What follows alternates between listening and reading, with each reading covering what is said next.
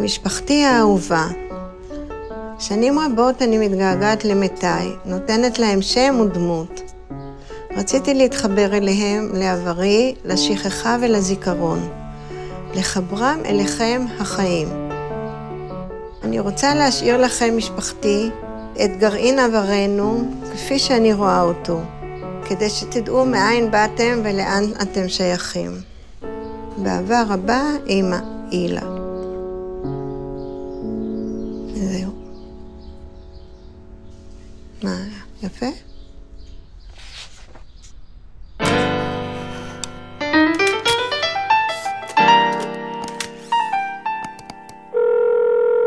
שלום אילנה צוקרמן.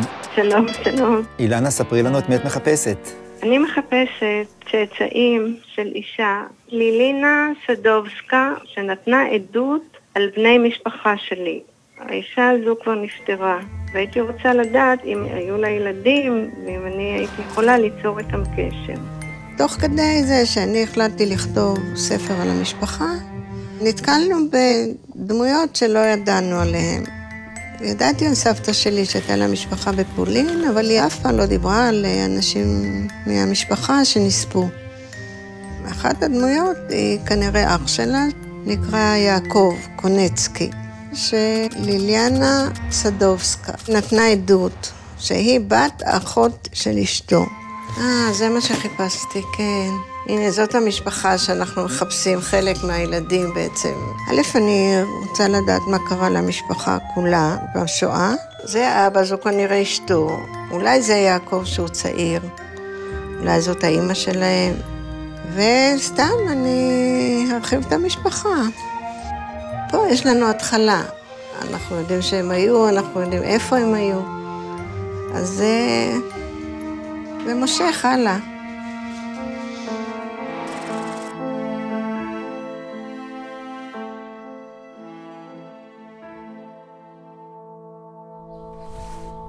תגידי, מה הלב שלך אומר? יש צאצאים, יש בני משפחה שיודעים משהו? הלב שלי מקווה, כן. כן. כשהייתי צעירה, נורא רציתי שיהיה לי מישהו מהשואה. אז אחרי שהיו מדברים על זה, זה היה כל כך נחשב, מה זה שיש לך מישהו שהיה בשואה. הכל התחיל ממשפט אייכמן, הייתי בי"ב, וזה, כמו שזה עשה מהפכה, בכל הארץ זה עשה אצלי מהפכה מאוד גדולה. באמת הרגשתי שאנחנו כאילו הדור שצריך להמשיך. יש לנו איזה תפקיד. איזה כיף, שלום, שלום. אתה לא רק מוריש אחריך, אתה גם באת מאיזשהו מקום.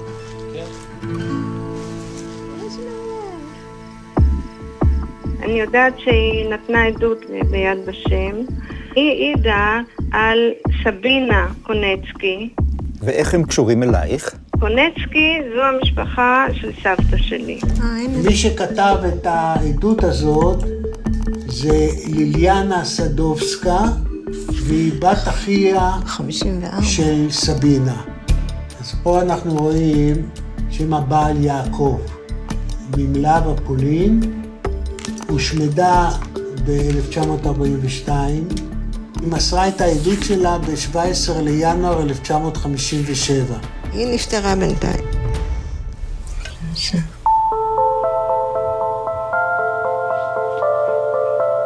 הגברת הזאת נפטרה באוקטובר 1998. יכול להיות שהם היו מחפשים אז, היו מוצאים אותה בחיים, וכמובן אתה היה מספר את מה שהיא יודעת, בוודאי היא יודעת יותר ממה שהיא סיפרה לילדים שלה, אם יש ילדים. ואני כל כך מצטער הרבה פעמים שהפניות האלה מגיעות כל כך מאוחר, כי האנשים האלה אינם איתנו. בעיקר כשאנשים מתבגרים, והם פתאום מבינים שהם נותרו לבד בעולם ומחפשים משהו להאחז בו, עוד משהו, עוד מישהו מבני המשפחה. ואנחנו מבקשים עכשיו את עזרת המאזינים. את אותה לילנה סדובסקה, מי מכיר, מי יודע, אולי מישהו מהשכנים שלה, אולי אנשים שעבדו איתה, ואולי כמובן אנחנו מקווים, כל כך מקווים, למצוא צאצאים שלה, למצוא בנים או בנות שלה. שקודם כל תהיה לך משפחה יותר גדולה כאן בארץ. תודה רבה לך, אני מאוד מאוד מודה לכם.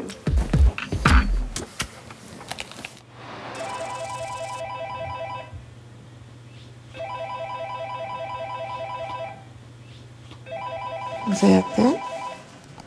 הלו? אילנה? כן? שלום, אבי מהמדור לחיפוש קרובים. קיבלתי קצת מידע מהמתנדבים. מה אתה אומר? בואי נתחיל ככה.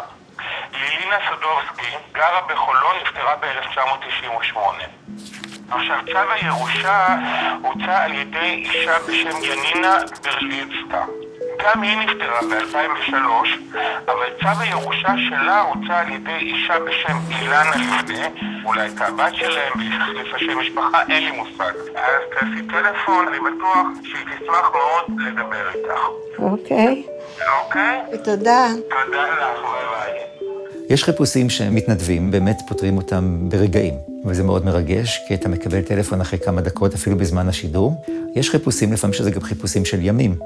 אז המון פעם אנחנו מתקשרים לאנשים, אומרים, הנה, קח מספר טלפון, תבדוק, יש להניח שזה הבן אדם הנכון, וכשהנה, יש לך את מספר הטלפון שלו, פתאום אנשים מקבלים פיק ברכיים. כשזה כבר כל כך קרוב, אתה לא יודע מה לעשות עם זה. 3556. בטח תחשוב שאני רוצה חלק מהירושה.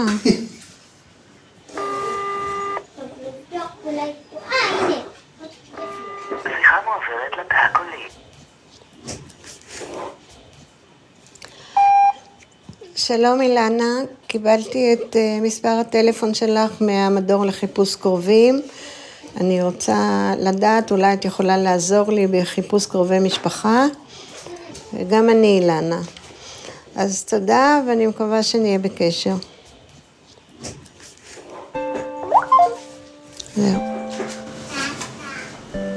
כן? אני לא רואה אותם כל יום, הם מהוד השרון. נכון, אתם מהוד השרון? אולי זה באמת שאנשים מחפשים את האח שלהם, רואים לפעמים אחרי 70 שנה שנפגשים אחים. זה מרגש יותר, אבל... זה בכל זאת משהו. בואי תראי רגע, איזה מזוודה יש לנו פה, את רואה? תראי, מזוודה שצילמו את כל המשפחה של סבתא שלי. לא בטוח שהילדים שלי ימשיכו להתעניין בזה. כי עד עכשיו זה גם לא במיוחד מעניין אותם. היום הצעירים כל אחד חי בעולמו. איפה סבתא שלך? סבתא שלי היא זאת. וזה אבא שלה. אתה מרגיש שאתה רוצה שתהיה המשכיות למשפחה, שהם ידעו שמאיפה הם באים, מה המקור שלהם. אנחנו כאלה וכאלה, בגלל שאנחנו באנו ממקור מסוים. אני אומר לאנשים המון פעמים, תשמעו, תתעניינו במשפחה שלכם, תעשו את זה עכשיו, כי אם אתם לא תעשו את זה עכשיו, עוד דור למטה כבר יהיה בכלל קשה, כי גם ידעו פחות סיפורים ופחות מידע, ופחות ידעו גם אנחנו כבר נהיה עוד יותר רחוקים.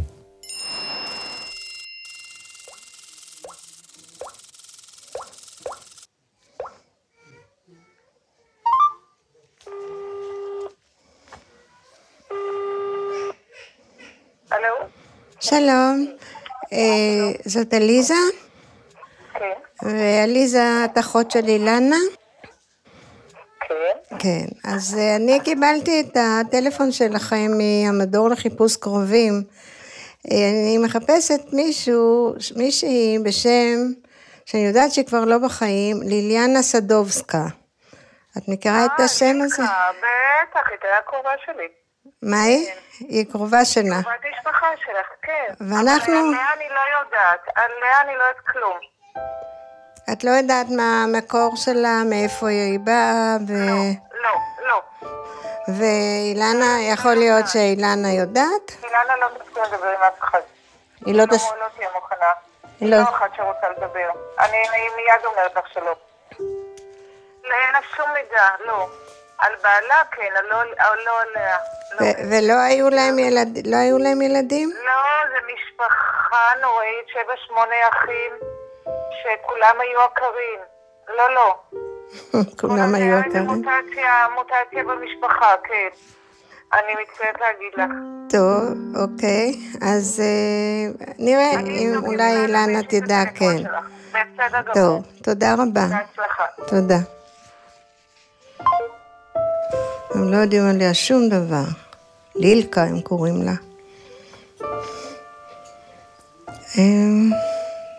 טוב, נראה. אם תחזור טוב, יש להניח שאין לה מידע.